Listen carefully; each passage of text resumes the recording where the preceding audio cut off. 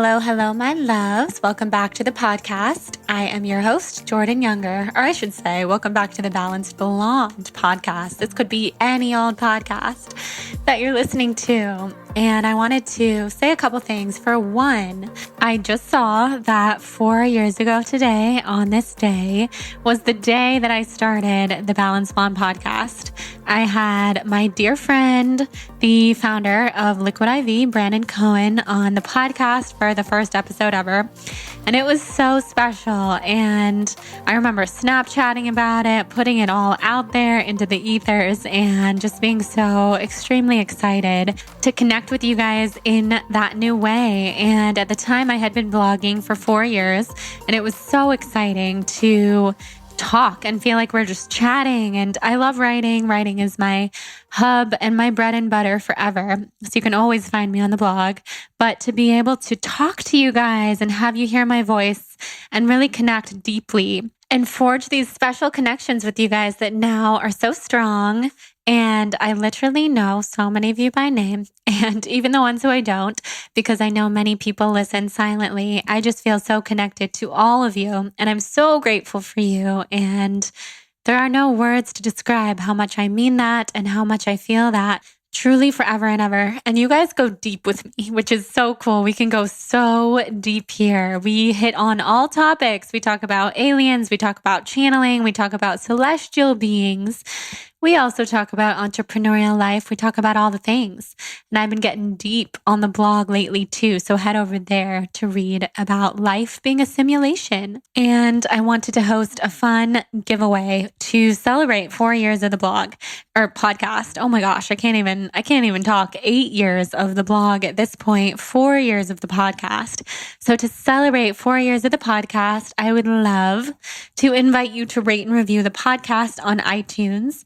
Send me a screenshot to jordan@thebalancedblonde.com, and I will choose 4 winners to receive a TBB water bottle, a Welly water bottle. They're so cute. They're light pink. They're adorable, and reusable water bottles are where it's at. And I'll also incorporate some skincare and some CBD into that care package because I have so much stuff here. From cleaning out my influencer closet, quote unquote, that's what Jonathan has named it, to give away that I always save for these fun opportunities. So rate and review the podcast on iTunes, send in a screenshot to jordan@thebalancedblonde.com, and I will choose 4 winners. So exciting. So today I am super honored to have on the beautiful Helen Hall on the podcast. She's the founder of Blender Bombs. Blender Bombs are so delicious, you guys. You need them in your life. They are smoothie boosters. So they are like these little balls. You can eat them on their own, or you just pop them in your blender and drink them in your smoothies. They're full of omega-3s, superfoods, cacao, cinnamon. There's so many different flavors.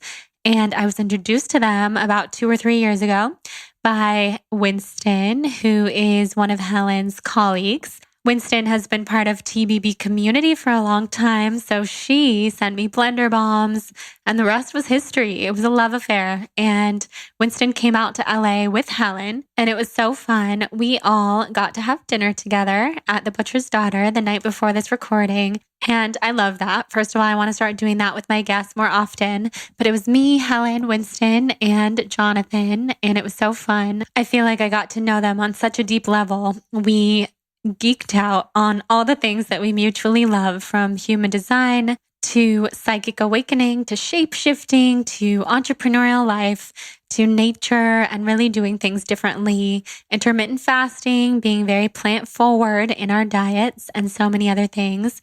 And Helen, you guys, she is an entrepreneurial powerhouse. Not only did she start Blender Bombs, but she also has a smoothie bar in Charleston with multiple locations, which is so incredible. So cool. She founded the 80/20 market with a friend of hers, and she also is starting a spritzer company. So this girl cannot be stopped. She's a powerhouse and she inspires me to no end. I love her soul so much. So we get into everything. We get into what it's like starting a business, working with your friends, working with your significant other. We talk about intermittent fasting. We talk about her history with orthorexia. We talk about human design and how much it influences everything that she does in the workplace. We talk about animals. I see her face shape shift. It's so cool. And Helen also had lots of good questions for me, which I loved and appreciated so much. And yeah, so I ended up talking a lot in this episode. And I know sometimes people listen and they're like, oh my gosh, the host, she talked so much. So if you feel that way, just know it's because we were in such a good cadence with our conversation. And that's my favorite kind of podcast anyway, is one where we can talk and chat and go back and forth with each other. We got very spiritual and very deep. She cried. I cried a little. I channeled things. It was so special. So thank you to Helen. Thank you to Winston for traveling out to LA to record this with me. I feel so special and I made some lifelong friends in like a 24-hour period. So it's always special when that happens. And before we dive into the episode, I would love to thank our fabulous, fabulous sponsor, Olipop. So who has tried Olipop? They are a healthy soda alternative. And first of all, I have never been a soda drinker.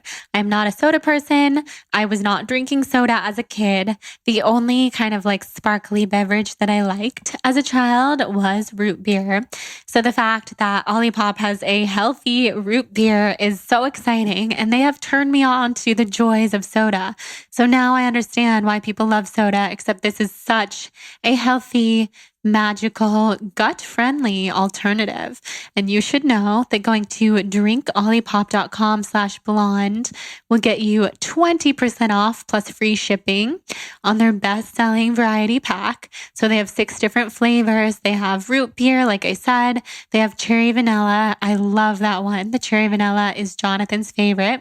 They have vintage cola. So nostalgic and delicious. They have orange squeeze, which is so good. And they also have strawberry vanilla, which I like to have at the end of a long day. I crack it open as I'm laying in the bath, and it's like my actual heaven right now, my treat and my heaven.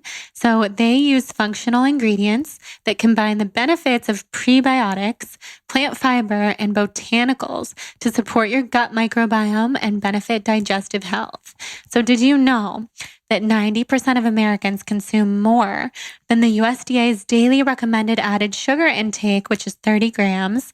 Sweetened beverages alone, like soda, are the leading source of added sugars in the American diet. So I'm trying to get all my friends and family switched over to this healthy alternative. So not only do they only have 5 grams of sugar compared to a typical soda, which has like upwards of 44 grams, and not to mention they are non-GMO, vegan, paleo, and keto friendly, and they have less than 8 grams net carbs per can. So they are so confident that you will absolutely love their products that they offer a 100% money back guarantee for orders placed through their website. So you truly have nothing to lose. And we have worked out an exclusive deal for the Balanced Blonde podcast listeners to receive 20% off plus free shipping on their best-selling variety pack. This is a great way to try all their delicious flavors. Go to drinkolipop.com/blonde or use the code blonde at checkout to claim this deal. That's DRINKOLIPOP/BLONDE. And this discount is only valid for their variety pack. You can also find them at Erewhon, Whole Foods, Sprouts, Kroger, Wegmans, etc. And fall in love. You guys will just absolutely love. Tag me on Instagram as always when you try. This is going to become your new favorite thing ever. And now let's dive into this episode with the beautiful Helen Hall.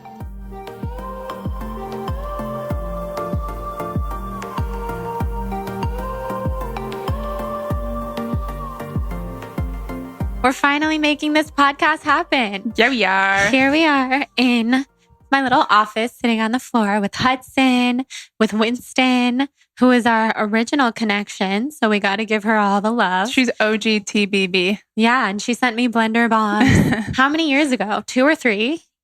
2 or 3 years ago, I became obsessed. Jonathan became obsessed. And now I see you everywhere. I see you in Erewhon. I see you, not you, but I see blender bombs in Erewhon. One and the see same. them all over Instagram.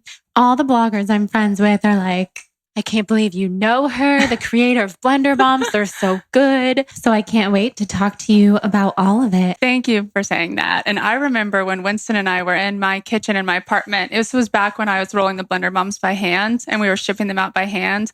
And I remember Winston being like, you got to follow this girl. She's awesome. So ever since then, I started following you. And she was like, we're going to get her to post about Blender Bombs. And when you posted about Blender Bombs, this was 2 years ago. Oh, we freaked out.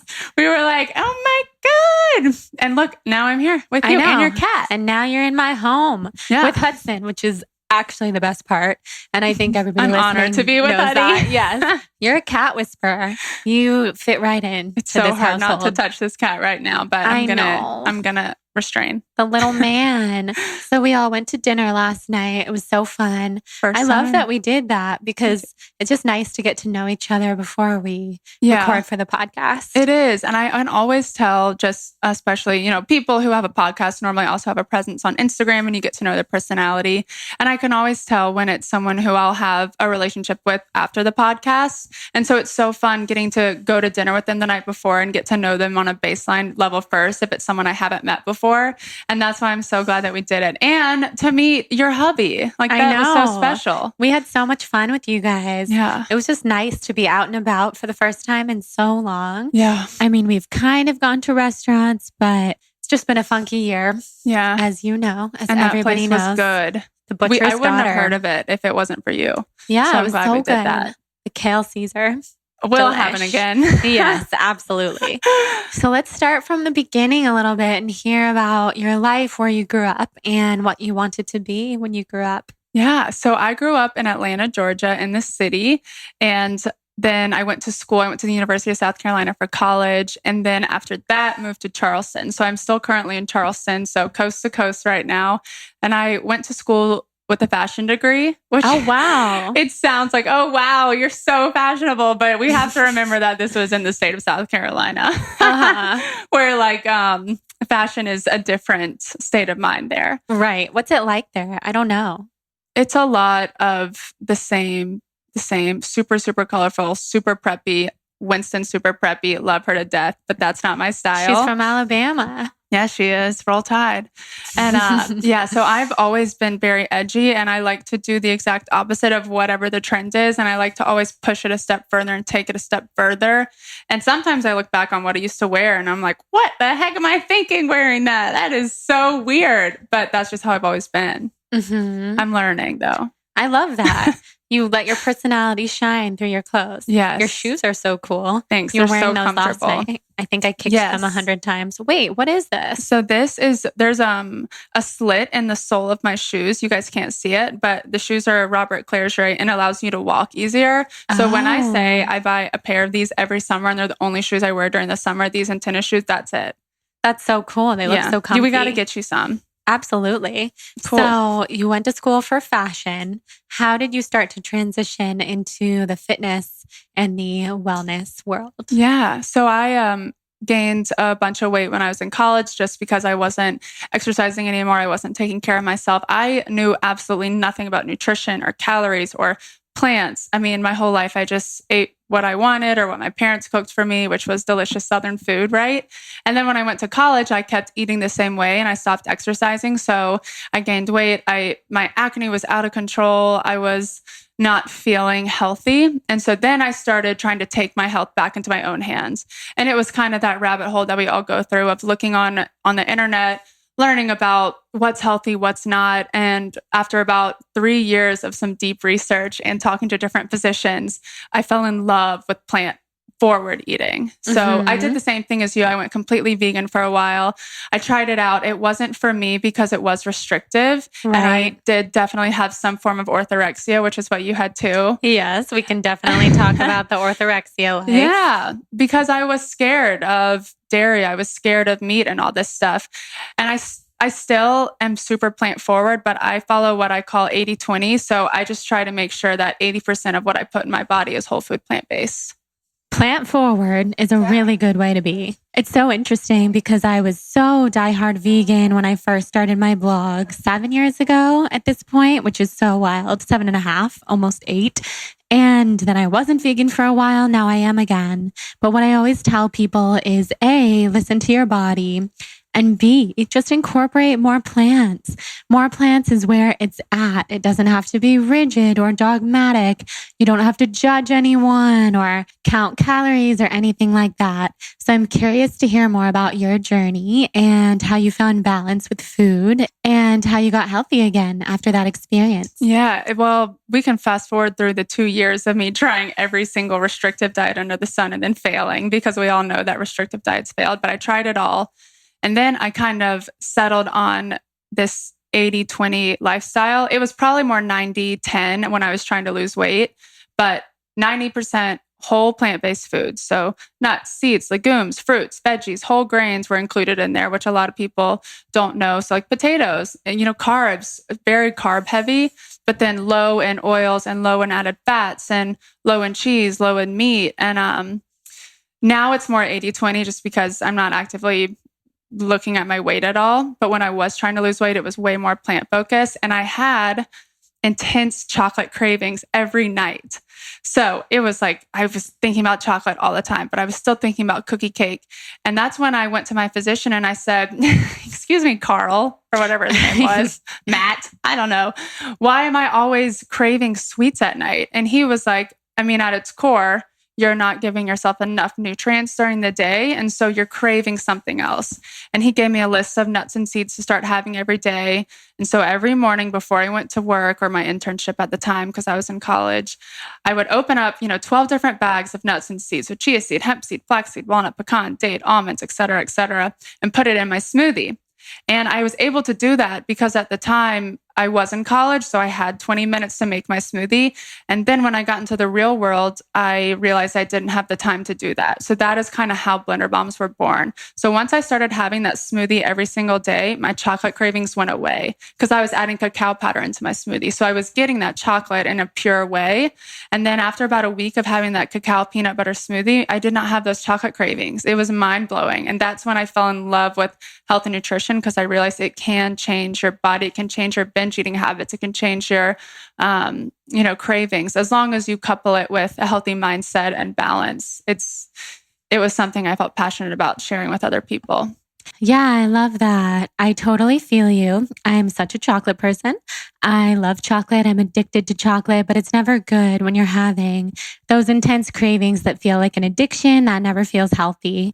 And restricting, of course, is never good. So it sounds like you found the perfect way to balance that all out. Yeah. So you started doing that. How did it go from opening all the different bags of nuts and pouring them into the smoothies to creating what you have now, which are Blender Bombs, your fantastic creation of bite-sized amazingness for smoothies? Yes. So I have always developed a passion for health and fitness ever since my senior year of college, when I kind of nailed it down, right? But I never thought about pursuing a career in it at all. I tried the corporate world out, and that lasted 3 months. I got fired from that job very quickly. And then, what job? I was a broker for an insurance company and big corporate companies. So the employees would talk to me, and I would talk to the insurance company. And I was fired because I was on the phone with this lady one day. It was my 3rd month being in the job. And she was yelling at me about something that the insurance company did. And I was just like, excuse me, ma'am, let me put you on hold. And I looked at my coworker and I said, this woman is being such a bitch. And I didn't have the woman on hold. Oh, no. And 30% of the calls get listened to. So I told on myself because I was so nervous. And then they fired me. So that was a low. Blessing in disguise. Yeah. Blessing in disguise. So I went home, noticed that in my spare time and before bed, I was researching recipes and exercises. So then I pursued my personal training license, became a personal trainer, saw that my clients, could exercise all they wanted, but they really struggled with food. So I started rolling the blender bombs for them and started having them implement the blender bombs and saw what a difference it made in their eating habits. And then word of mouth spread like wildfire. It wasn't wildfire, but word of mouth spread in Charleston. Right.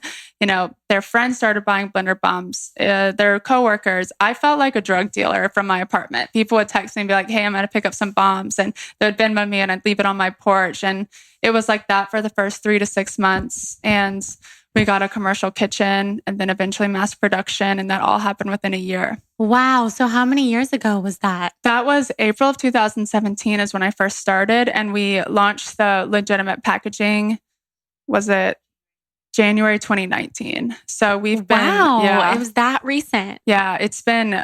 I think the coolest thing is that the industry standard customer retention rate is about 20% with food. And 25% with CBD, which is the highest customer retention rate. Mm-hmm. Food is 17 to 20%. And then blender bombs, we have over 50% customer retention rate because the product works. It does work. It does work. And once you get used to it, you do not want to run out of those things. Let me tell you. And I think because we also couple it with that plant-forward lifestyle. So it's not, if someone was to keep, their routine that wasn't serving them the same and then just implement a blender bomb smoothie or a blender bomb oatmeal bowl or blender bomb yogurt parfait, nothing would change. So it's kind of have that blender bomb smoothie that contains every essential amino acid, fatty acid, or oatmeal bowl, yogurt, whatever. And then just try to add more plants into your diet. And that combination is what's magic. But that's something that but a lot of other people don't know. Right. Absolutely. So I'm curious if you kept training your personal training clients during this time or how long it took you to transition into doing this full time. That's a really good question. I think it was either somewhere between like 3 and 6 months for me to go full time. That's pretty quick. I never meant for it to be a full-time job at all. Like, I wasn't making a penny off the blender bombs for the first few months because I was just doing it to, as a perk of working with me for personal training. And then I realized that I was actually losing money. So I increased the price a little bit. And then I had to increase the price a little bit later to make it full time. And then the price has been the same ever since. But yeah, somewhere between 3 and 6 months.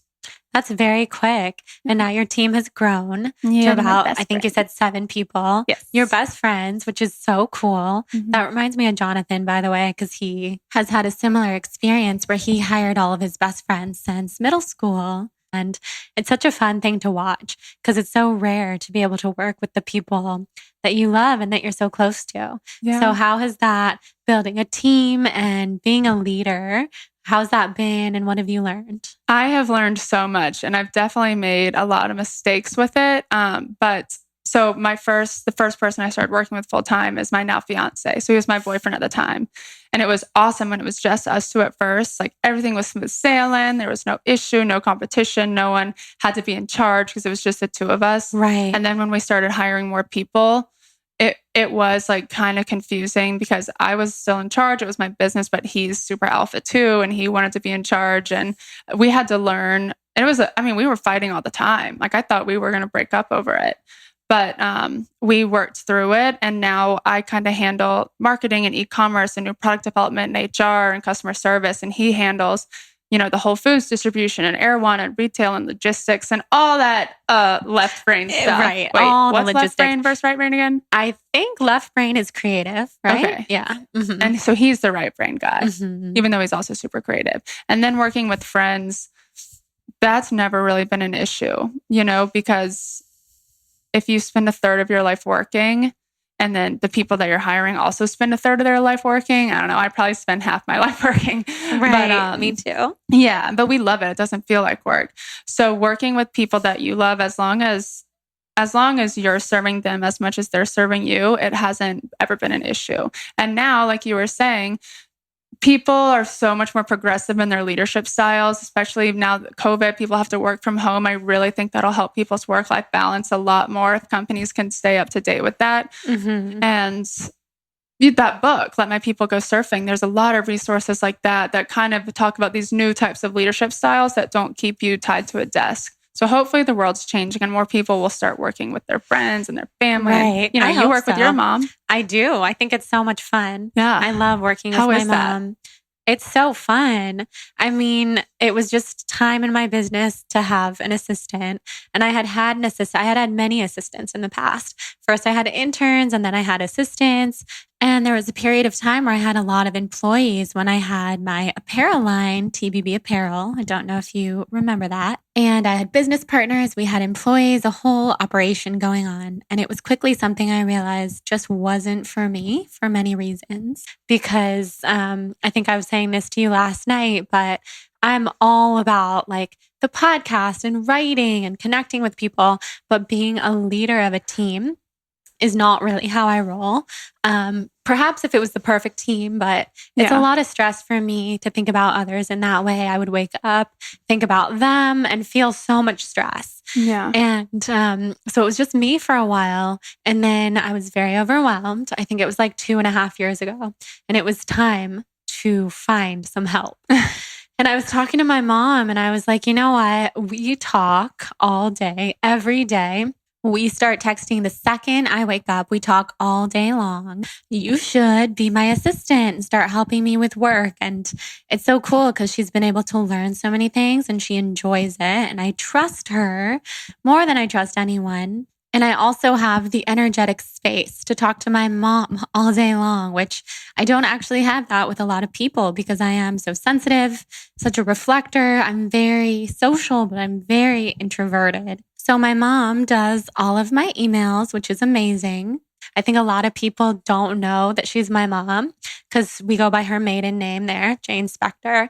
And people realize it pretty, after we work together for a while, certain brands, they'll be like, wait, your mom's name is Jane. Does that mean that Jane is your mom? And I'm like, yeah, exactly. And we have brands all the time be like, where did you find Jane? Jane she's is like 10 out of 10. So good at what she does. She's so responsive immediately. She really cares for you. She definitely has your best interest at heart. And she's so kind to people because she's not jaded by like the email culture of our generation, which is crazy. So yeah, she has a lot of fun with it. I have a lot of fun with it. She's one of my best friends. So I couldn't imagine it being a more perfect partnership. And my dad does my finances. So we are all an in-house family. I would say my dad and I butt heads way more. But that's just because we're both reflectors. Yeah, we're it's the nature of the game. Exactly. So, I totally get it. Like when you're working with people that you're close to, it just makes life so good. It does. And I saw the way that your eyes lit up when you were talking about the nice messages that you get, how it is so important for us or for anyone who has their own business to receive those types of messages, especially as a projector. Like we're fueled on that. But Is it reflectors are like that too? Or anyone, any human I think we all are, but reflectors definitely. I like to know who's impacted by what I'm saying. Otherwise, it's just me talking to a microphone that's connected to this computer, but you never really know who's on the other side until they tell you. Yeah. And that was Winston was funny last night or this morning. She was like, I feel weird. I was telling Jordan that I knew all this stuff about her and like I didn't want to creep her out or freak her out. And I was like, Winston, she puts all this out there with the hopes that people are taking something from it.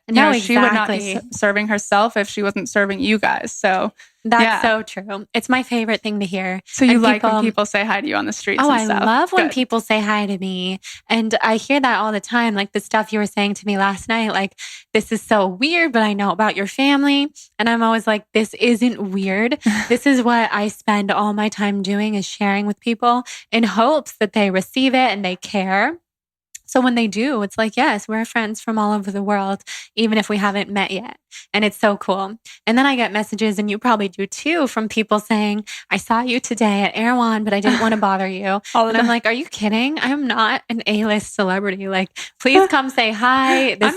I'm a Z-list. Right. This happens, every so often, and it's so exciting. I mean, in LA, it happens every day, which is the cool thing. That's and so for you, funny. probably in Charleston. Oh yeah, definitely in Charleston, but in LA, I mean, never.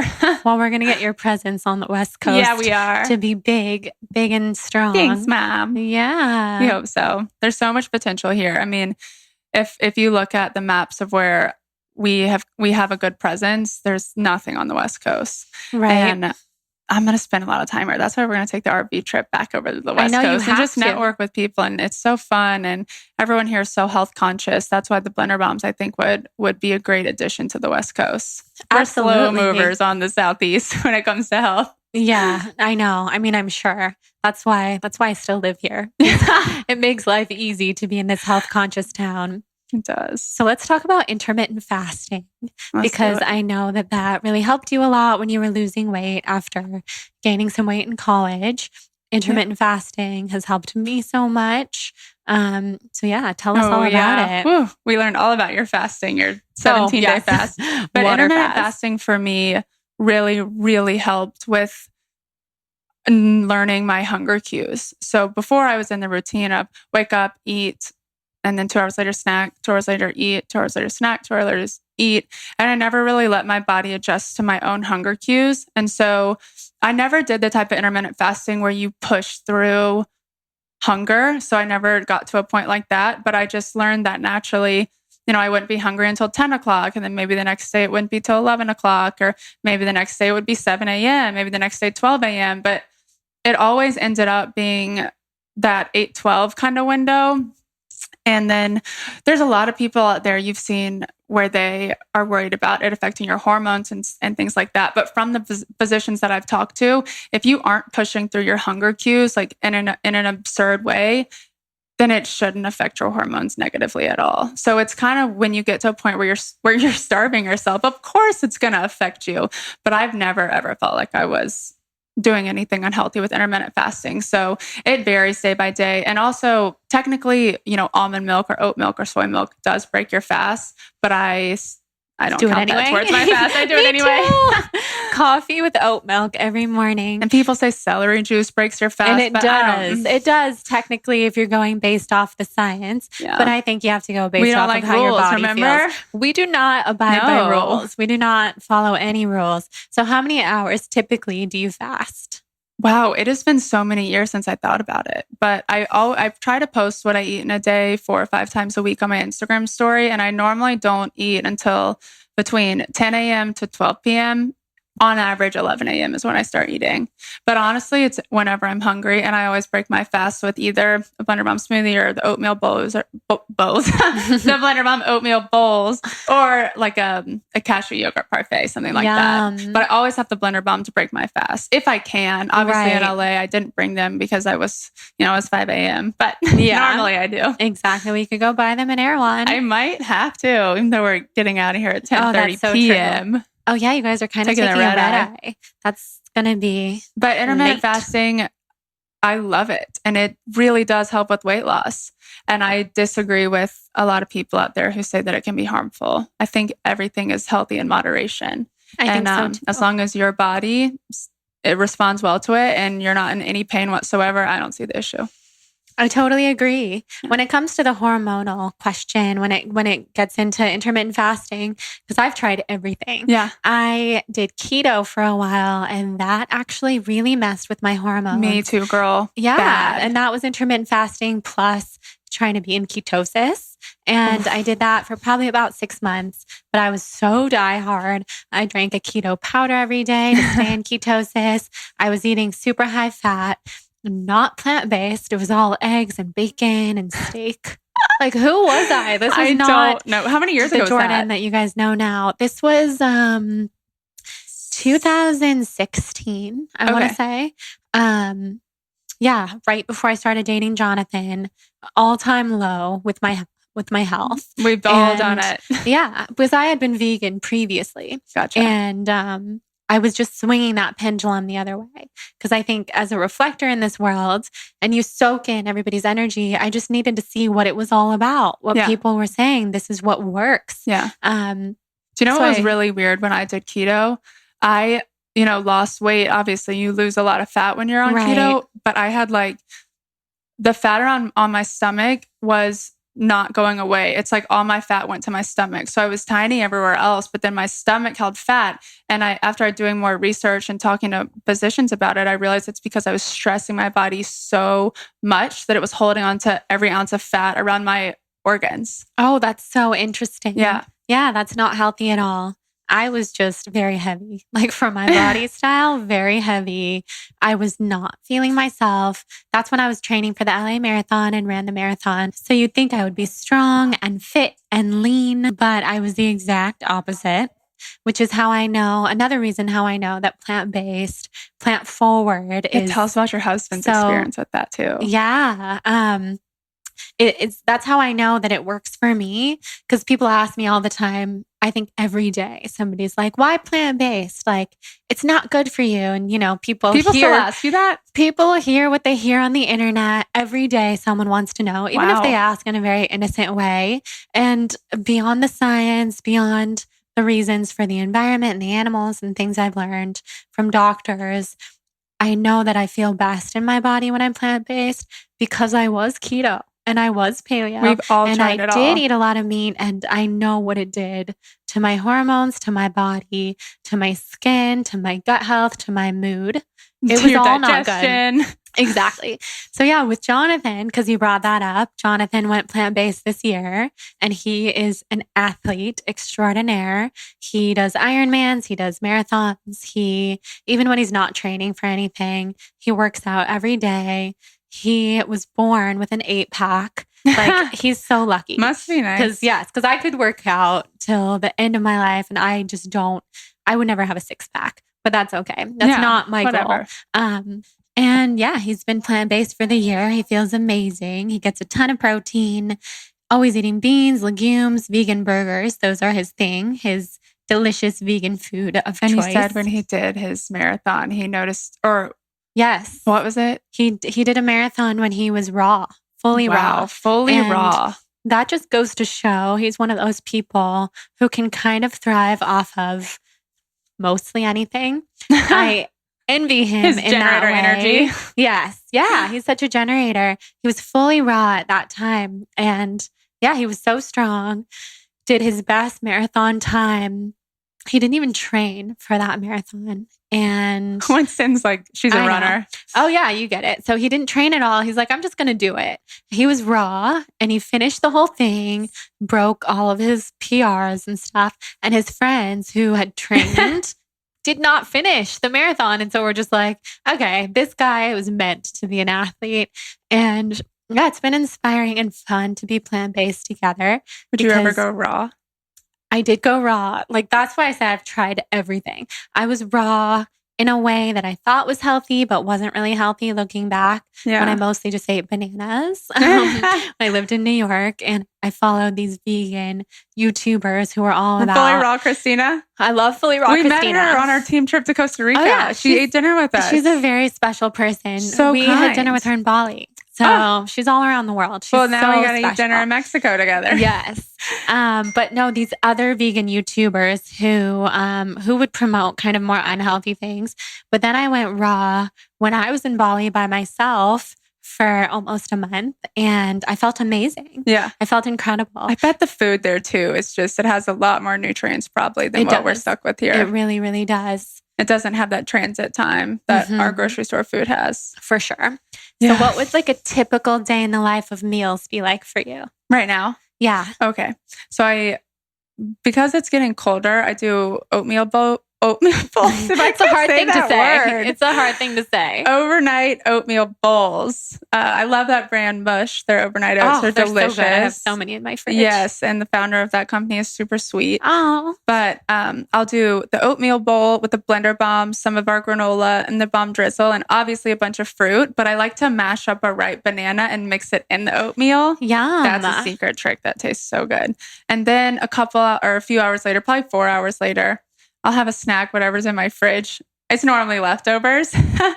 And then for dinner, it's super carb heavy. So it's either rice or pasta of some sort, or like a pizza with a very clean crust. There's a place in Charleston called The Obstinate Daughter, and all their flour is imported from Italy. And we talked about this last night, but my eczema will get flared up by certain things. And if I have certain breads, my eczema will flare up instantly. But when I eat their pizza crust, it does not, there's no inflammation because it's so clean, it's imported. And so I try to do, because I don't eat meat, And I occasionally eat cheese, but not too often. But because of that, I eat super high carb, and I'm so happy that way. I eat super high carb too. I couldn't do I'm all anything about else. the carbs. Yes. And low fat. I kind of Yep. heard you saying that when you were on the Low Skinny oils, Confidential things podcast. like that. I don't eat oil. Yeah, girl. I think I had some at dinner last night, But but when you like cook. for 2 years, I did not touch oil. I wouldn't even eat at a restaurant. But that was when I was very sick. I love it though. Yeah, I was very I dedicated. don't love that you were sick, but No. I love that you thrived on no oil. Yeah, no oil, and low oil is the way to be for sure. Yeah, it's that I put it in my 20% or whatever my percent is of the day, but a little oil with your fruits and with your veggies is totally fine. You got to have it to cook, but if you're having some oil with mostly veggies, then it's all good. Exactly. Yeah, I love that. But that's the day. And then I'll drink alcohol maybe like 2 days a week. I like Negronis, but I do probably 3 months of the year I go completely alcohol free, and I feel so good that way. That's so cool. Yeah. I love that. I saw that you're starting a spritzer company. Yes. Is that alcohol? Yes. So tell us about alcohol. So that is another thing I think is trending more and more as our generation, and especially the generation below us. If you look at the stats, a lot of them don't drink, but our alcohol, it's a spritzer. So it's a wine-based spritzer. Everything's organic. And you know about this, but we don't use any natural flavors. We use organic flavors because there's really nothing natural about natural flavors. If you dive into it, this is a really weird fact. But so estrogen makes flavors taste a lot more potent than they are. So in natural flavors, a ton of natural flavors have like anal glands from animals in them because they're super, super high in estrogen. And it's just horrifying. Yeah. And it makes the flavors taste a lot stronger than they are. So if you listen to that How I Built This guy Raz with the Spindrift founder, they originally had natural flavors in all the Spindrifts, and then they took them out for reasons like that. So I try to stay away from natural flavors too. But the spritzer company, it's called Tipsy Spritzers, and we're going to be launching at the beginning of this year. And it's wine, reverse osmosis water. The wine's organic flavors, a little bit of monk fruit, and some organic juice concentrate. So it'll be good. So good. It's 6% alcohol. That's amazing. Yeah. Wow. I try to stay low alcohol as much as I can. Well, it's good balance. You're 80-20. Yeah. You're all about the 80-20 life. Yeah, that's me. I love that. I'm going to have to bring that to my friends' bachelorettes next year. Absolutely. I don't drink. I haven't drank in a couple years, but they do. And they will be very excited. And I love that. And we're going to have a tipsy water too, which is going to be fun. And that is going to be, I think, like 2 or 3% alcohol. Oh, cool. But that's probably what I'll drink. Maybe I could handle that. Maybe. Or you don't have to, True. That is so true. And you stick with what's working for you because it's working. It is working. Yeah. You and Melissa Wood. Yeah, I know. Free. We really hit it off about that because it's inspiring, to be honest. Thank you. It is something where I have a lot of friends who will say, I really want to stop drinking alcohol. And it's people like you and Melissa who are they're your role models for so many people that I can't imagine how many people you've transformed to be alcohol free. I bet you get DMs all the time. I do. Yeah. I do. And I wouldn't be surprised if one day I'm alcohol free. Yeah. I could see you moving in that direction. Yeah. If you're hoping to drink like a 1% or 3% alcohol, like you're saying, I just hit that point in my life where intuitively I just didn't want to drink anymore. And I know Melissa said the same thing. And it was cool actually for me to see her do it too, because there just aren't a lot of people who don't drink just because they don't want to drink. Mm-hmm. It's not that we had an alcohol problem.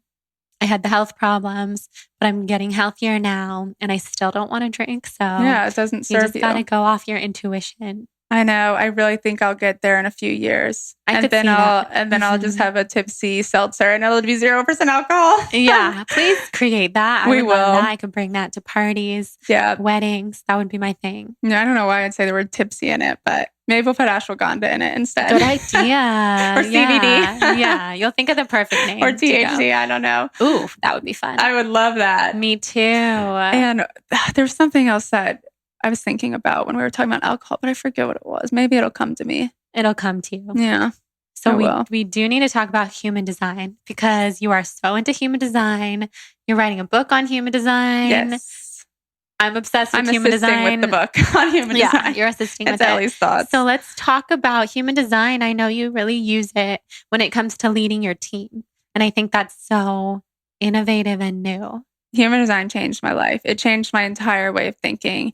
And I'm very lucky that I came across human design early in the start of my business, because I don't think that my business, especially not my team, would be where we are today without using that as a founding principle of the way that we work. But I was introduced to human design by a girl named Ellie Richter, who I'm writing the book with. And, full transparency, it's mostly her thoughts that are going in the book. And then I'm doing a lot of the relatability. So I'm making this human design book relatable to people who aren't in that world yet, or who haven't been introduced to the concept of human design, just to make it very clear and understandable. So be on the lookout for that in the next 2 years. But she introduced me to human design. She was my life coach. And I knew right away, had that strong gut feeling, especially because I'm a splenic projector. I knew that human design was for me, and then I had to use it. And so I started studying it more, and I just started relating it more to my relationship and to business, to my friendships. And now we use it with hiring. So once we hire someone, we take their human design and we kind of formulate their position and their roles and what they're supposed to handle based on their human design. And most of the time, it's very accurate. Winston, who's sitting in the room with us, she's our art director, and she's a manifester, and she cannot be controlled at all. So we're extremely hands-off with her, but we're also very collaborative with her.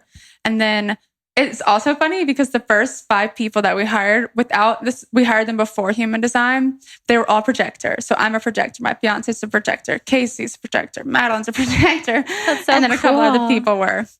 But now I'm like, oh shit, everyone's a projector. Everyone's supposed to be bossing each other around. Seriously. And so many non-energy beings. We could sit in a room for hours and not talk. And it was awesome. Yeah. And just work. And then Winston, the Energizer Bunny, came along. And yes.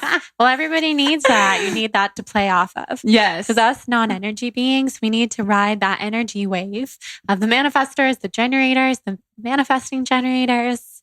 I truly love it. I don't know many people who I've introduced human design to who haven't fallen in love with it. I also have never met anybody who is not insanely spot on to their human design. I mean, True. Never once. I do everybody who comes on the podcast, if they don't already know their human design, and I start telling them, this is your digestion profile, this is your environment, all this stuff, which you can find on Jenna's new site, which is so cool. And they're like, wait, that's literally me. That's literally the way I digest food. How did you know that? I'm like, because this stuff never lies. It's never off. If you were to describe human design in 1 to 3 sentences, how would you describe it? So I would describe it as an energy type that is similar to astrology, but goes so much deeper and helps you understand your best strategies for making decisions in career, love, relationships, work, basically how you approach the world and how the world sees you. Yep. And I know it's connected to so many other things too. And it is such a hard thing to describe, How which would is you why describe we're writing it? the book. It took me, someone asked me this question, a Q&A a couple weeks ago, and I wrote down probably 6 different answers and chicken scratched everything. And what I kind of nailed down was, it is your strategy of living, but it's how you were born when you were born. It's you at your core when you were born, before you had any sort of outside influence. How you work, how you sleep, how you live, how you eat, how you be yourself before any outside influence is what human design is. So it does require a lot of unlearning. And when you first hear your human design, you might not think that it has anything to do with you as a person, because you as a person might be totally living so far out of your design that you don't even recognize who you really are. Right. Exactly. It's mind-blowing. Exactly. Yeah, I love that you say that about who you were when you were born, because my dad is a reflector, which we talked about last night, but I thought for sure he was going to be a generator. And I was inputting his information. He's a businessman. And the second before I clicked the button, it hit me. It's this intuitive wave hit me. Oh my God, he's a reflector. And then I pressed the button. Turns out he was a reflector. So then I was screaming because I was not only is he a reflector, but I also had a psychic vision that he was a reflector. Crazy. In that moment, something came over me and time was moving slow and it was just crazy. But he never really had the opportunity to live like a reflector. Because to live like a reflector, I think, is very much, it's much easier to do in our generation because people are encouraged to follow their heart and believe in themselves, Work from home, and be creative. And you can create a brand off the internet. And like, that's exactly what I've done. Do you think realizing that when you were a reflector had anything to do with learning to shut down or just getting rid of a lot of the team that you had? Yes. Oh my God. It was like the exact permission that I always needed. When Jenna first did my reading, because I didn't know anything about human design, but I looked myself up and I said to her, I think I'm a reflector, but we can talk more about it in person. And she was like, if you're actually a reflector, Jordan, that's huge because they're so rare and it will be so exciting for me to read your chart. And I was like, wait, I hope I did that all right. I hope remember it listening is. to that. Yeah, and we did it, and it just gave me so much permission. This was in 2017. It's a permission slip. Yeah, we talked about that in the book. To be who I am, Yeah. exactly, and to not feel guilty that I prefer to work for 2 to 3 hours a day, and then I need a lot of downtime. I don't want to be around people all the time, Absolutely and I actually don't want to be held accountable all day by anybody, which is why I don't like to say like I'm not a leader, because I think you can be a leader without having a team, but I don't want to be like a team's leader. No, you don't want to be around people. So stressful. And I take on people's problems like they're actually mine. And then I'm just walking around exhausted. How does Lauren do it, you think? See, that's what's so interesting, because Lauren is a different type of reflector. She's such a reflector in the sense that she truly mirrors people back to themselves. So and true. She tries everything. Like as she said, she calls herself a human guinea pig. I call myself a human guinea pig. No wonder we're so similar. Yes. And she's somebody who I've been drawn to. I wish I'd seen your face when you years. found out that she was a reflector. My jaw dropped. I thought about you when we were doing her chart on her. This is the Skinny Confidential, by the way. When we were doing her chart while recording her podcast, I immediately thought of you. I texted her immediately. I sent her like 5 voice notes. I was like, we are reflectors. And she probably doesn't even realize this. But when her daughter was born, I texted her, this is your daughter's human design, because like, you know, she posted the date or the so time. Cool. Yeah. And so I just felt drawn to telling her that. And she's like, that's so cool. But she didn't really know human design back then. And yeah. What was she? Zaza. Yeah. I would have to scroll up on my phone, but I think she was a generator, but we can check. Cool. Either that or a manifesting generator. And the fact that Lauren leads a team and that she does it so well goes to show that there's many different types of reflectors, and she certainly thrives in that way. But I think, but also now her assistant, who is a manifesting generator, and I'm sure she's taking on so much of like leading that team too, because she has the bandwidth. I think what she does is surrounds herself with people who can take on other people's energy for her. And that's exactly what I would do if I was building a team again. And the funny thing is, I guess I do kind of have a team. I just don't employ these people full time. Yeah. I have tons of freelancers in my life, but I talk to them every day. It just has to be the right fit. Like I have a marketing team. I have someone who does my email marketing. Her name's Griffin, and she reminds me of you. And I have my podcast production team who I've worked with for 4 years, and obviously I have my mom. So I've slowly built that team, but I feel like we're working in some kind of symbiotic way, if that makes sense. 100%. Yeah, and they all respect an ecosystem. And know that I'm a reflector, and if I'm on vacation, I'm really on vacation, and like I need that time. I am so excited to watch human design grow over the next 10 years, because the amount of DMs that Naomi and I received after that podcast, it was the first podcast where I talked about human design, and we received more DMs about human design than anything else that we talked about on that podcast. And that just goes to show, because my audience is necessarily not tapped into human design because I don't talk about it just yet, because I'm not equipped yet. Ellie is way more equipped. So once we have the book, I'll feel more comfortable. But it just goes to show that people are so interested in it and that it resonates with so many people on a deep level. I completely agree. You guys, it is that time again where the Institute of Integrative Nutrition is starting their winter enrollment. So they only have 4 different times per year where you can start classes and get in on the year-long IIN Health Coaching School program. And this is the health coaching school that I did 6 years ago at this point, which is so wild. It put me on the path of health coaching and eventually into the wellness industry, having this podcast, having my blog. I'm so grateful for everything I learned at IIN. And I want you to know that if you use my name as a referral, so you can use Jordan Younger, or you can use The Balanced Blonde, or you can just use my very simple link, which is integrativenutrition.com/thebalancedblonde, then you will receive a $2,000 off of your tuition at Health Coaching School, which is so incredible. And you will also get a free sample class. So once you take that free sample class, you automatically are enrolled under my name. And you will get that $2,000 off. If you enroll by calling them on the phone, you can also tell them that I sent you, and you will also get that incredible discount. So what's so special about IIN is that they founded the health coaching industry.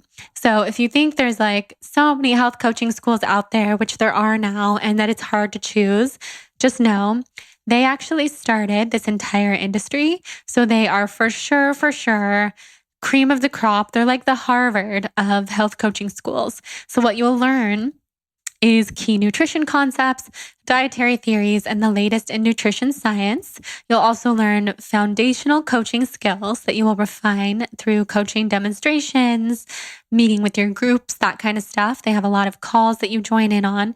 And then you'll also learn how to build a business online. So some incredible teachers that are available at Nutrition School are Deepak Chopra, Dr. Mark Hyman, Gabby Bernstein, Dr. Andrew Weil, Janine Roth, who is an emotional eating pioneer, an author, best-selling speaker. There are so many incredible teachers and incredible things to learn at IIN. So I highly recommend hopping on the train. Their winter session starts in just a couple weeks in November. So you can head to integrativenutrition.com/thebalancedblonde to get in on that $2,000 off discount. And if you have any questions, let me know. I also have a podcast episode with Jim Curtis, who's the head of brand at IIN. So you can learn more there.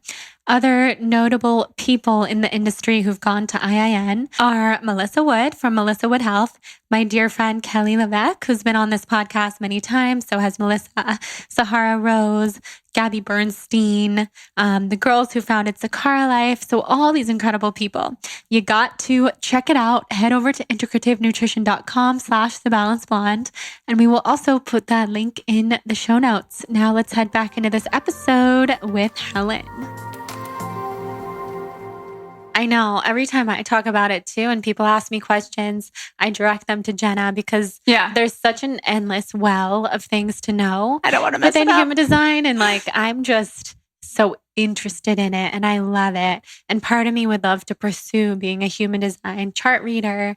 You can do that when you move to Bali. Yeah, exactly. When I did ayahuasca, plant medicine, I actually saw human design in like a 3D, fully, actually a 5D way. And I was an interstellar way. It. Yes. Wow. And so I do feel like I understand it on a very deep level. Because I was hanging out with the consciousness of how long ago was that? That was the ayahuasca? 2 years ago. Oh, you got to do it again and see what comes now. Well, I've done it a few times and we're doing it at the end of November. Okay. So I will keep you posted. Keep us posted. Yes. So what other spiritual things are you into? Gosh. So human design by far is my baseline. And then I don't do a lot of yoga. I don't leave the house very much. I go on walks with my dog. But other than that, it's just a lot of intentional care. So people call it self-care, people meditation. I think I'm very intentional about doing things that serve me because human design gave me that permission slip to totally be myself. I'm sure if you asked Winston, she would say I'm a different person now than I was 3 years ago. My morals and my values are the same, but the effort that I put into things. I used to be a personal trainer and I was teaching high intensity classes and I hated it. Yeah. And eventually I went down to teaching medium intensity, then moderate intensity, which is the same thing, and then Pilates, and then yoga, and then deep stretch, and then meditation. And I landed on meditation, and I was like, this is what I can teach for the rest of my life. And when I found out I was a projector, it all made sense. But so spirituality, very connected to being intentional about how I spend my time, who I spend it with. Time is super precious to me. It's the most important thing on this planet, is making sure that I'm spending my time the right way. So saying no to things that don't serve me, and saying no in a nice way, and like maybe redirecting them rather than just saying no, but redirect, like you redirect people to Jenna about human design because that's her area of expertise. It's things like that I love redirecting. Yeah, that's amazing. So what's your fitness routine now? That's a good question. I walk a lot. So I walk, and then I do 5 minutes of like body weight exercise a day, or I'll either do 5 to 10 minutes of body weight stuff a day, or I'll do like 2 30-minute to 45-minute high intensity classes a week. But I really don't exercise that much because I don't ever enjoy it. It's kind of like Melissa Wood Health in the sense she enjoys it more than me, but I enjoy 10 minutes maximum, and then I'm done. I think that's so perfect because who needs to work out forever? You don't, not even to see results, which is something that I learned from doing Melissa's workouts. Nothing so about fitness lights me up. Yeah, but that's so funny because you used to be a personal trainer, and clearly you've stepped into yourself and what lights you up in a whole different way now. Yeah. Oh, I do miss the way my butt looked back then, though. I know. I so feel but I wouldn't change it for the world. Exactly. I'm not going to spend 45 minutes exercising, doing something I don't like just so I can have a butt. No, I know I can grow it, but like, again, time is precious to me. Right. No, totally. Yeah. So what's it like working with your fiance? He'll be your husband soon. Yes. My fiance, it's awesome. Now that we've divided and conquered, so we're both projectors. So we don't work well on the same projects together. And he works upstairs, I work downstairs. He works in an office and I work like on the sofa or on the bed. But it's been amazing because, again, if you spend 1/3 or for us, 1/2 of our life working, and I get to do it with my significant other, like, hell yeah. That's it is so perfect. It's amazing. Like, I'm with the man who I love, who annoys me 20% of the time. He still makes me feel alive because, when he's annoying, he makes me feel alive. It's great.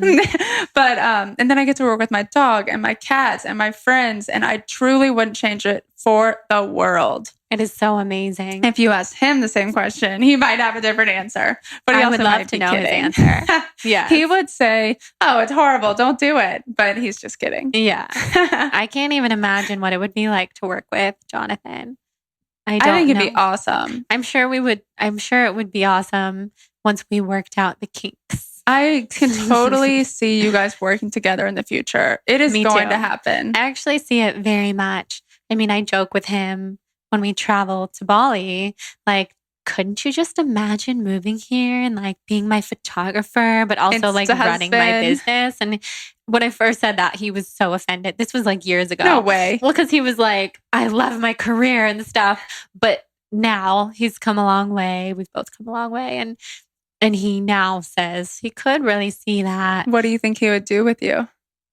The business He would side. take charge of the business side, which he already honestly does. Him and my dad, like I said, like my dad does my finances, my accounting, and Jonathan has a big input with all of that. So the people that I work with, I mean, he's always like, I can't believe you signed that contract before you talked to me. So he's definitely very involved.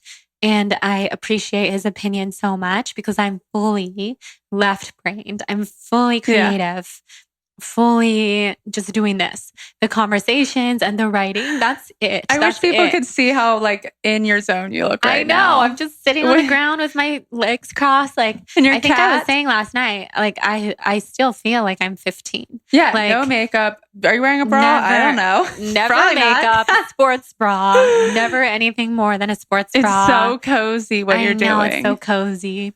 And I really do things differently in that way. I feel like you do too. I could tell after. No rules. Yeah, after having dinner with you guys last night, like you just get it. You do what feels right. Do what lights you up. Mm-hmm. I have a question. So one of my really good friends, Anna Grace, DM'd me about the alien she said something about, I mean, I've heard you talk about it, but I don't have a thorough understanding because I'm not that. Right. But tell me about the alien situation she was texting me about. Yeah, Pleiadians. She's probably very Pleiadian. Again. So Pleiadian, it's spelled P-L-E-I-A. She is, whatever that is. I-D. Oh my God, I'm not even going to keep spelling it for you, but Pleiadian. She looks very Pleiadian. I looked at her Instagram this morning, and actually anyone can be like related to this star system. So basically the Pleiades is a group of stars. It's called the Seven Sisters. So it's like a cluster of 7 stars.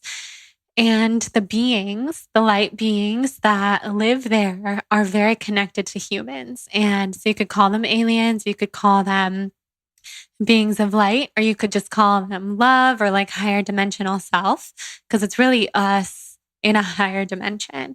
And what I learned about the Pleiadians is that a lot of us here on Earth are also living parallel lives there. And so that opens up a conversation about parallel universes, multi-universes, which I totally believe in. And yes.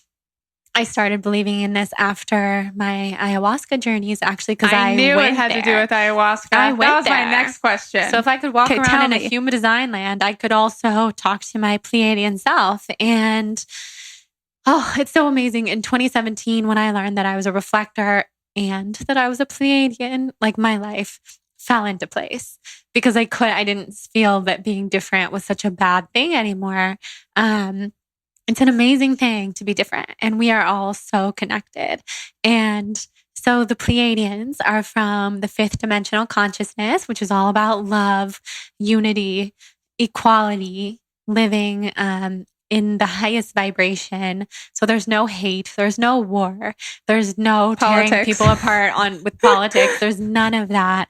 And because our world has hit such a massive low when it comes to all that pain and destruction, the Pleiadians know that we need a lot of help. So not only have more Pleiadian consciousness started kind of incarnating on Earth. They sent people like you. Yeah, exactly. And Anna Grace. People like all of us in this room. So even if you're not Pleiadian, you might be Andromedan, you might be Syrian. There's a lot of different types of light beings, cosmic beings. I'm a 6'2" profile, so I know I have some sort of leadership quality. Yeah. Whatever I am. We need to look into it. And usually if I stare at someone's face long enough, I can see their face start to shapeshift. I can try to do that with you right now. And so, like... Do I smile? Yeah, Do you I can keep smile. smiling? No, you can totally smile. Yeah. Oh my God. You have 2 things in you that I see right off the bat. Very angelic quality. Ooh, you're really showing me your soul. You're amazing. I got my aura read this week. Oh, that's amazing. I want to hear about it. I will show you. It was so cool. I started crying. I love that. I see also Native American shamanic energy running through you. You're going to make me cry. Yes, it's super beautiful. And you're so shamanic, so Native American. There's like an old Native American woman living inside of you. Mm-hmm. You're going to make me cry. No, you can totally cry. It's either you in a past life and or your spirit guide who's with you all the time. It's so beautiful. And that's why you're so wise. And dude, I vibe with the Native American culture like nobody's business. I can tell. You're making me cry. You're making me cry. No, I see it. I see it in you. It's just nice to like hear that from you because I trust you so much. And I know so deep that the Native American culture is like in me.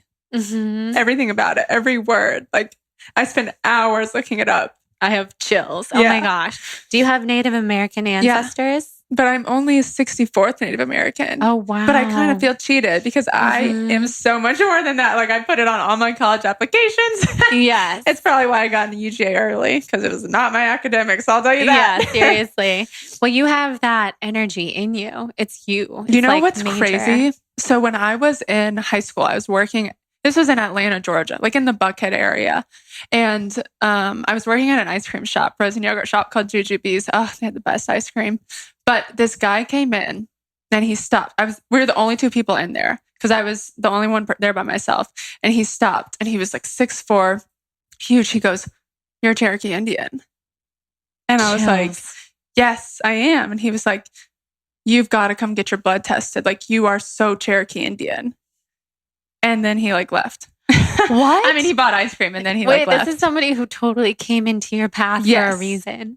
And I was shocked. And then when I was in Sedona this summer, we were there for like a week. And by far my favorite place in the United States, super strong Native American presence there, right? Mm-hmm. But I've never felt more at home than in I love Sedona. Yeah. That's another place that I want to move. And but this made me sad. So there was a guy there and he is Navajo Indian and he led us on this mountain biking trail.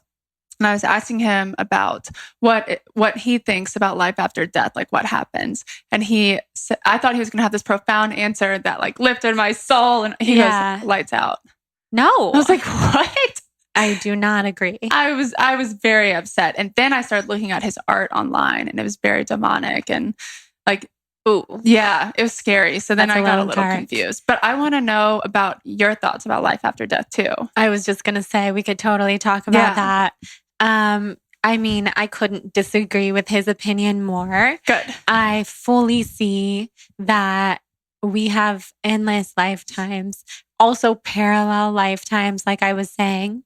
And I've done past life regressions with therapists where I went into a past life where I had a son, he was 5, and I passed away from some kind of like disease and promised that soul that we would be together again. And he came to me. That's just like Interstellar.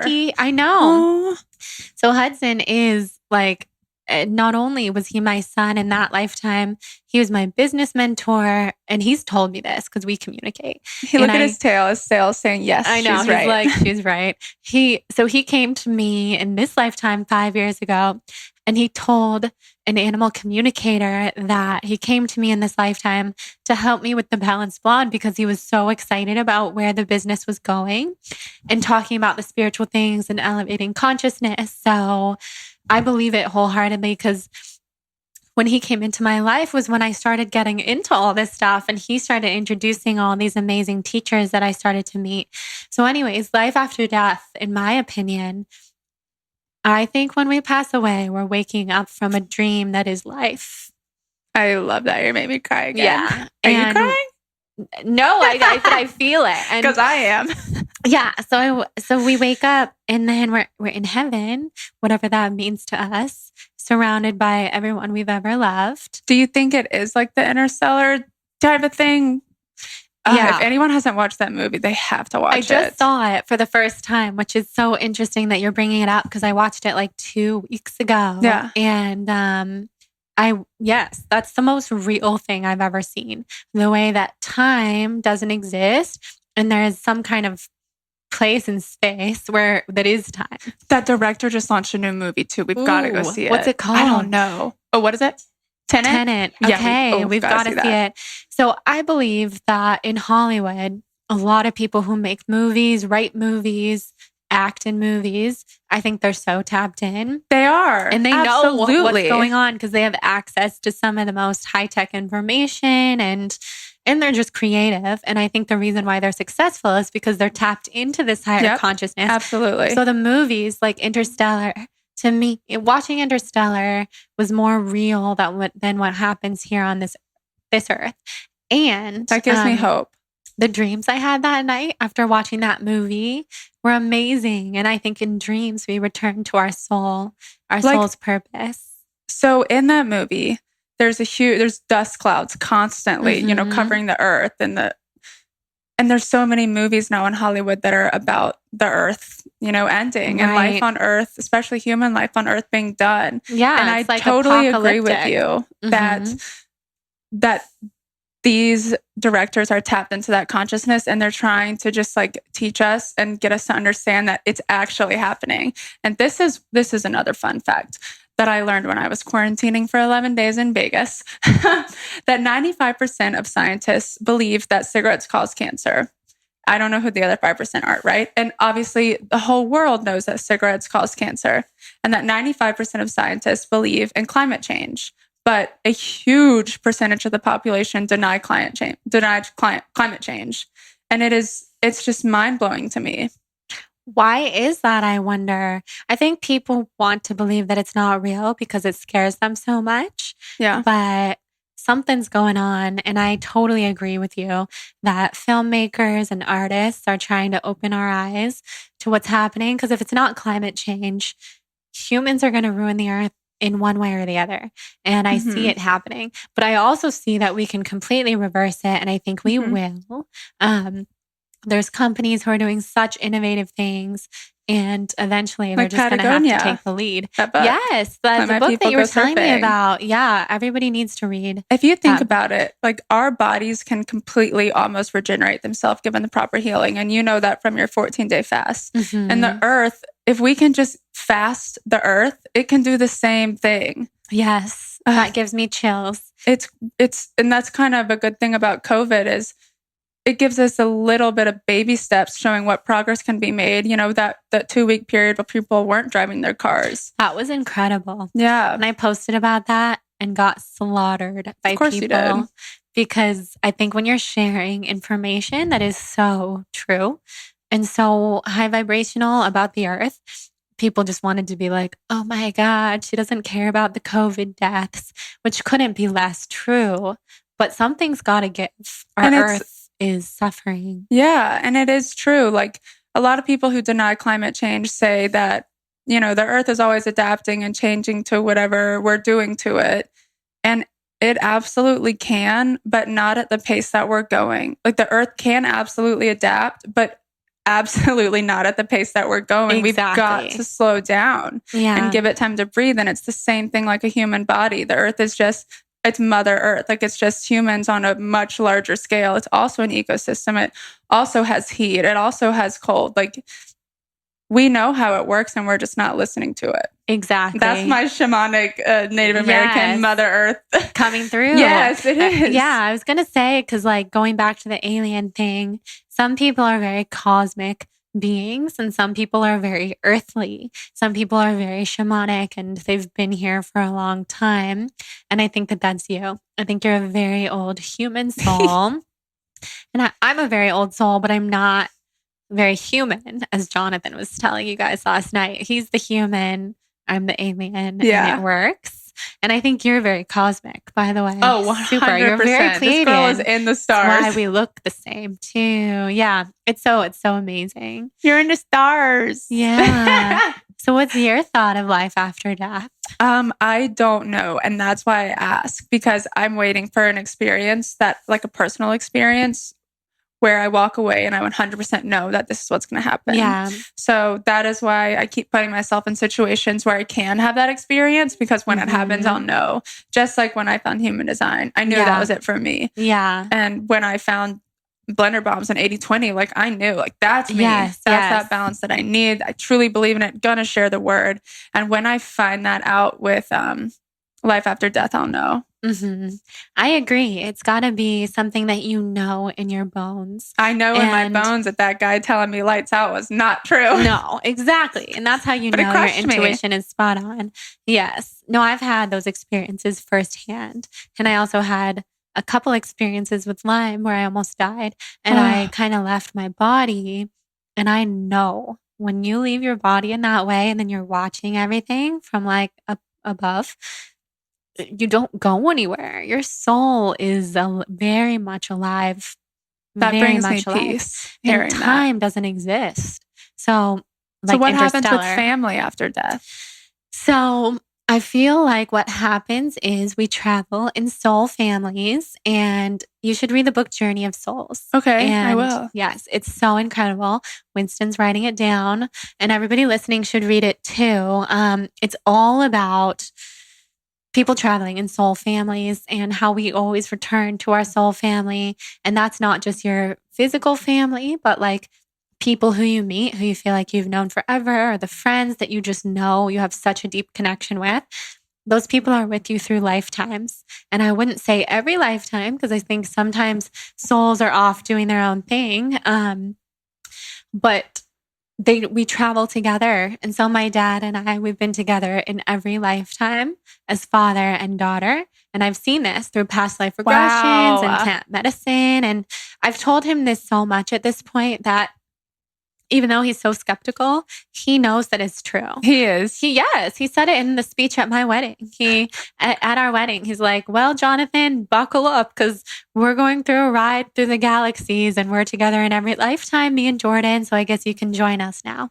Aww. And it was like so special. Did you cry then? Yes. Yes. And my dad, it was so cute because he is a skeptic and, but he believes it so much. Why is he skeptical? Yeah.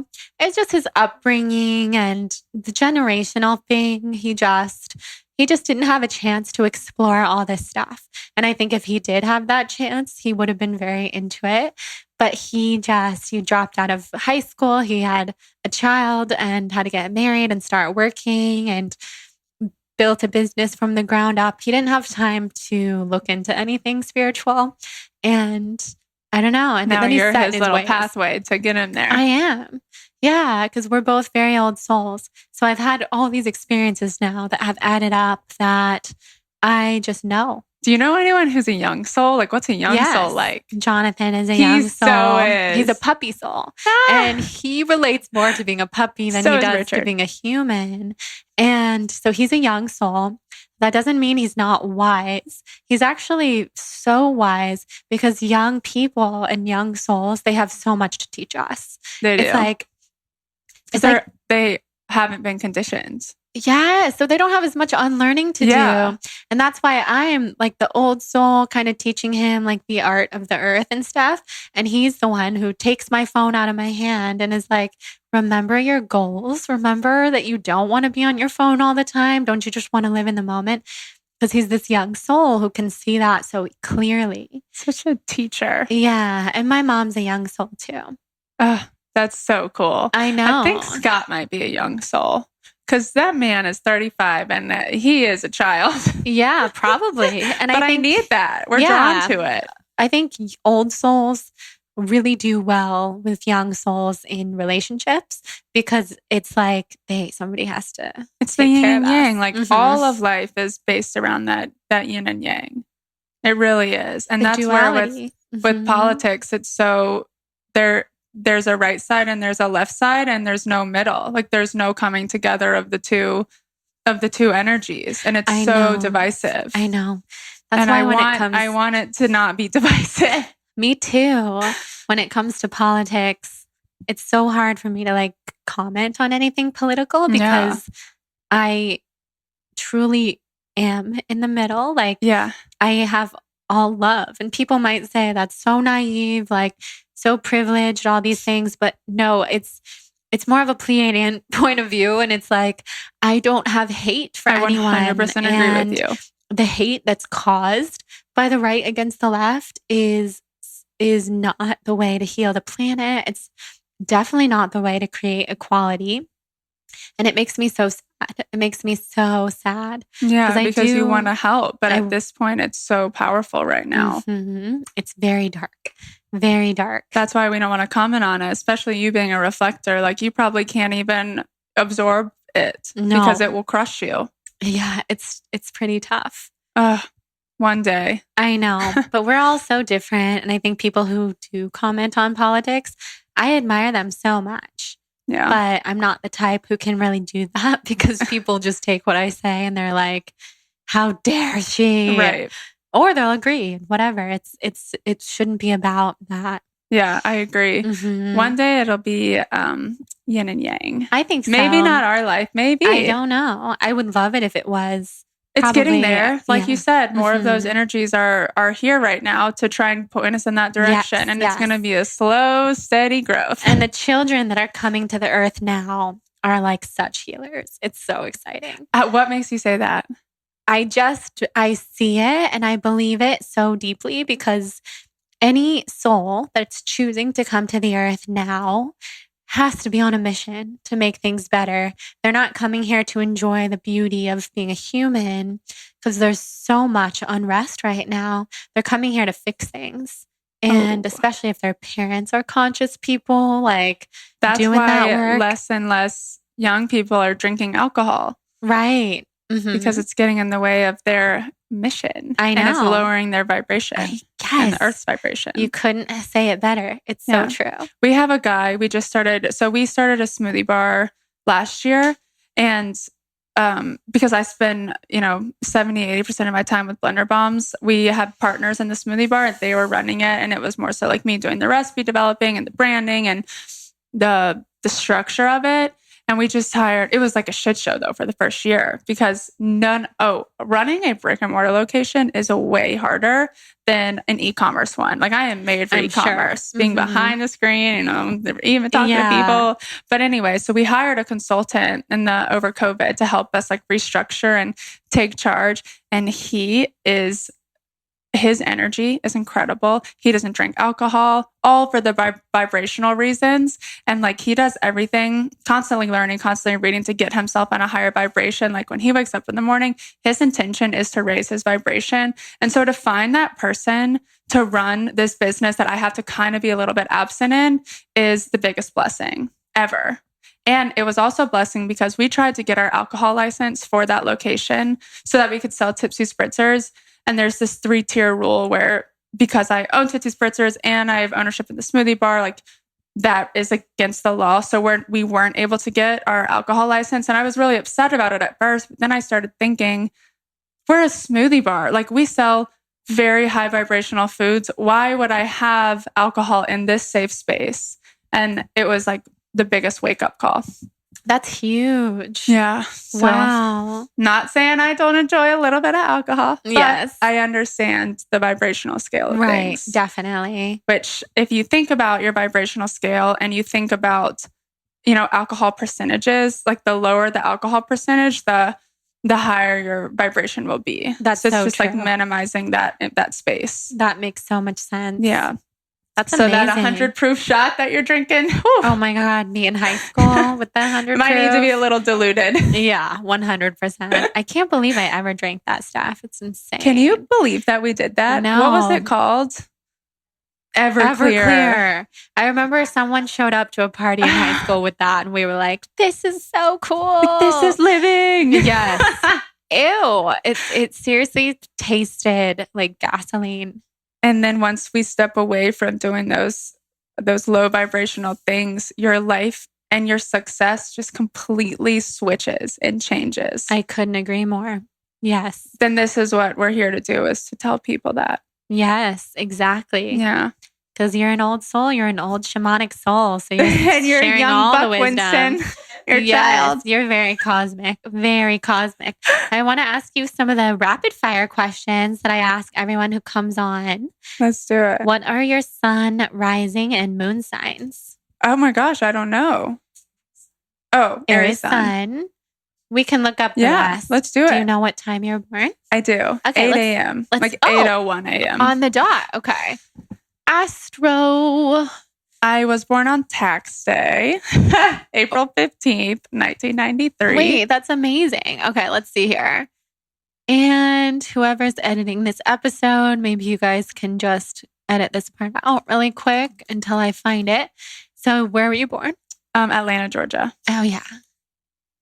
Atlanta. Wait, why is that? Oh, there it is. Date of birth. April 15th, 1993. 1993, and you were born at 801? Yes. This is exciting. Yeah. You're going to love this. Okay. I've never really understood how to read these charts. Ooh, your sun is in Aries. Your moon is in Aquarius. Cool. Your rising is in Taurus. So that's very balanced because you are a fire sign sun, air sign moon, and an earth sign rising. That is so cool. And then your north node, which is like your life path in this life, is Sagittarius. Oh, so what's that mean? You'll want to look into like all the qualities and traits of Sagittarius because that's the path that you've chosen to go on in this life. And Sagittarius is fiery, another fire sign. That's not surprising to me at all. What else is about Sagittarius? You guys are very independent. Couldn't be more true. Yes, very fiery. I don't know as Life much is about just Sagittarius. A game. Life is just a game. So that's what I got out of ayahuasca. That one sentence. Ooh. That's it. The only thing I got out of it. Wait, I didn't realize you had done ayahuasca. Yeah, in Costa Rica. Oh my God, this just changes everything. Oh yeah, girl. So did you have I've the been best there. experience? Yes, it was amazing. And I drank way too much of it. Me too. like 3 or 4 times as much as I was supposed to. Me too. Why? Were we resistant to it? I don't know. I wanted a very deep experience. Yeah. And it wasn't even my decision. It was the decision of the shaman and the medicine. Oh, wow. The medicine, the plant medicine, Yeah. will decide how much you're going to drink. You might have felt like it was your decision, but it wasn't. You're right, because I didn't feel anything. No, it was their decision. It wasn't, and because I asked myself, why did I drink so much? But it was that's what I needed. And it came to me like over and over and over again that life is just a game. Yes. And everything that you've said in this episode just totally confirms that it is in fact and indeed like a game. Yes, that resonates with and then, me deeply. What path am I on this life? I don't know. Yes, and it's such a fun way to live. What am I going to learn today? Yeah, look at what you've created. You've created a beautiful business based in health and wellness where you get to work with your friends and your fiance. You get to work from bed in the mornings. Like with your animals. You get to be a cat whisperer. It's so cool. Squeaky. Little man. Have you been listening? He's so good. So we already know your human design, obvi. Yeah. Which is a projector. Sorry, 6'2". but where are my rapid fires? They're there. What's one question you've never been asked in an interview that you wish you've been asked? I never get asked about my family. Tell us about your family. Yeah. So my mom and my dad both have their own business. And my mom has a furniture store and my dad has he flips land. I don't really know how to explain it. He puts lakes and stuff on land and then sells it. And then my brother is 2 years older than me, but he has learning disabilities, but he's super high functioning. And he is the best. He is the best. He has taught me so much. I would not be where I am today or what I am today without him, because through living with him, I've had to learn patience. Most importantly, patience and kindness and being sensitive to people with learning disabilities. A lot of people have them, and sometimes you notice them and sometimes you don't. For example, my brother is very high functioning. You might not know, but he's so sensitive to people ignoring him. So a lot of times when you're walking down the street and you see someone with learning disabilities or a homeless person, your immediate reaction is to look away like they don't exist. And that could not crush their soul more. And so learning that from him and just acknowledging people, no matter who you are, which is why I'm so drawn to Charleston and the South, because you're acknowledged when you walk down the street. I love that. And this morning when you guys were on a walk and you were saying hi to people, a lot of people didn't acknowledge you. Mm-hmm. And so that is one thing that I really love. I love talking about my brother. What's his name? Britt. So, what a good name. Yeah. Oh my God. He's the best. So what is he never answers my calls though. He needs to answer my calls. What is he doing? What does he do? He is a busboy for a bowling alley and he thrives. He loves it. That's amazing. But he was working for Publix one time, and then a lot of people are bullies to people with learning disabilities. That's horrible. And someone framed him and said that he called him a faggot. My brother has no idea what that word is. Right. I would never use it. So he got fired. And to this day, it has crushed his soul, the fact that someone could bully him. That's so mean. The thought of a lie, because Britt doesn't know how to lie. It's not in his nature. And so the fact that someone lied and got him fired it crushed him. He's so awful. Sensitive to it. Oh my gosh. And does he live with your parents? Mm-hmm. That's so nice. I know. And it's awesome because it keeps them young. It keeps my parents young. Yeah. No, that totally makes sense. It gives them something to do and look forward to. And they're still because Britt has so much potential to grow and become this human. It takes him a lot longer to learn things than it would take someone else to learn things, but he can learn them. And so they're constantly having to pour into him. And he's learning, which is still cool. Yeah. He's not done learning. No, never. That is so cool. He sounds amazing. Love Your him. whole family sounds amazing. They're the best. What are your favorite foods? I love pizza. And I like stuffing my salad inside my pizza always. I can Me never too. just eat a plain pizza. Yeah, You've got to smother it in salad when and fold it you in go half. to 00 tonight, get the sunflower kale Caesar. We're going to do and it. put it on your pizza. Absolutely. Yes. I'll send pics. Please. I can't wait.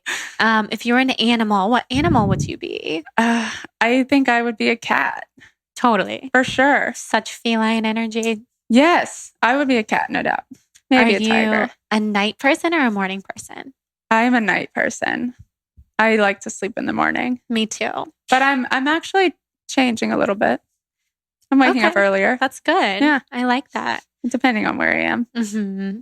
If you were a color, what color best represents your energy? You tell me. Okay, let's see. Well, you're very yellow because you're very sunny and bright and friendly and cheerful. But I also, when I look at your aura, I see a lot of white. Okay. I see white, which is like the color of the universe and the color of wisdom and like angelic energy. I love it. Mm-hmm. I would have, what came to my head immediately was purple, and I don't know why. I love that. That's another. I think because growing up, my initials were HRH, and my grandma always called me Her Royal Highness. Oh, that's so cute. What's your middle name? Nothing about me is actually royal. It is, though. You're very, very, you have that royal energy. What's your middle name? Rudyard. Ooh, it's a family how cool name. is like that? Rudyard Kipling, the author. I'm not related to him. Yeah, but that's so just cool. how people learn to pronounce it. Oh, I love it. Yeah. And where can everybody find you? So my personal Instagram is at Hush Up and Hustle. And from there, it has like all the business tags on the description. Incredible. Yeah. People can shop Blender Bombs at Erewhon. Yep, and Whole Foods. Whole Foods, online. Yeah, definitely online, Amazon. And we've got a lot of fun stuff coming. Yay. And then any final... Oh, yeah. We have a code for your followers. Oh, what is it? 20% off Blender Bombs with the code BALANCED. Okay, perfect. Yeah. And we'll put that in the intro too. Yeah. And then any final words that you want to leave our Soul on Fire listeners with? Just anytime you guys have questions, please reach out to both of us because we love questions. It fuels us. Mm-hmm. So never stop asking questions and never stop telling anyone how they've impacted your lives. So true. I think that's important. So and true. to everyone listening, they've all impacted our lives too, for the better. They absolutely have. Yeah. Yay. Thanks, beautiful. Thanks, This was so fun. I could talk to you forever. Now I get to pet the cat. I know. Time to hang with Squeaky. Yay. All right, guys. Thank you so much for listening to this episode with Helen. She is a powerhouse. She's an incredible entrepreneur. She's the sweetest human. I'm so happy that she came to LA so that we could do this in person and I could soak in her energy. You guys absolutely have to check out Blender Bombs, and it's amazing. It is so special. She mentioned that discount code that we've enacted for you guys, and I'm so happy that I got to see her face shapeshift and that all the information that came through about her resonated with her. Since this episode recording, we have been texting. We've been going deep about shamanism and the ties that she feels to Native American culture. And I just feel so grateful to know her and to bask in her light and her wonderful energy. I just feel so happy and so honored to have met her. And huge shout out to Winston from her team for making this happen. Winston's super special, and the Balance Bond community is like no other. So huge thank you to them for coming on. Thank you to you guys for listening. And also thank you to Olipop, the healthy soda alternative that is rocking my world, changing my life. Head to drinkolipop.com/blonde to get 20% off plus free shipping, and then try the root beer, but also get the whole variety pack because that is what the discount code is for. And then you can try all the delicious flavors. It's so healthy, so good for your gut microbiome and for all the things. And then thank you also to the Institute of Integrative Nutrition for offering that link, which is integrativenutrition.com/thebalancedblonde, which will get you $2,000 off your tuition at health coaching school. And then don't forget to enter our giveaway to celebrate the 4-year anniversary of the podcast by rating and reviewing the podcast on iTunes, sending me a screenshot to jordan@thebalancedblonde.com, and I will choose 4 winners to get a gift package of CBD, skincare, and TBB water bottles. Thank you guys so much for being here and for listening and for being a part of my life. I hope that everybody has a fabulous Soul on Fire day. I'm sending you all the love, and we'll talk soon. Mwah. Enjoy your day.